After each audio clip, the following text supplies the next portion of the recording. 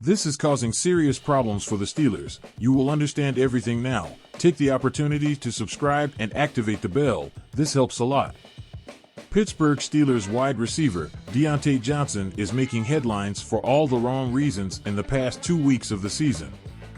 Following the team's loss to the Cleveland Browns in Week 11, Johnson reportedly got into a scuffle with star safety Minkah Fitzpatrick that had to be broken up by other teammates. In another tightly contested AFC North battle in Week 12 against the Cincinnati Bengals, Johnson came under fire for his perceived lack of effort when Jaylen Warren lost a fumble.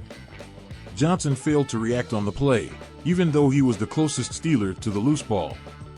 Former Pittsburgh safety Ryan Clark called out Johnson for both the play and the fifth-year receiver's defense of his actions. The play before, Johnson was seen lazily walking up to Bengals cornerback DJ Turner Jr. and putting his arms on him haphazardly. The same defensive back was ripping a touchdown out of his hands. While it might have counted if head coach Mike Tomlin bothered to throw the challenge flag, that certainly doesn't excuse whatever it was that Johnson was doing when the ball popped out of Warren's hands and onto the turf at Paycor Stadium on Pittsburgh's second offensive possession of the game. Clark said on ESPN's First Take with Shannon Sharpe and Stephen A. Smith on Monday morning that while he takes Johnson at his word that he genuinely didn't see the ball, he is starting to feel like he's had enough of the receiver's antics. "I think the problem is it's always a bad look from him," Clark said. "I take it that Diontae Johnson didn't see the ball on the ground because I do believe any player that wants to be part of a team that wins tries to jump on that football. What Diontae Johnson showed me was that he was pouting, y'all. He was pouting because he thought he had a touchdown. Then, when he didn't, he decided blocking this guy or running him off was not what I should do."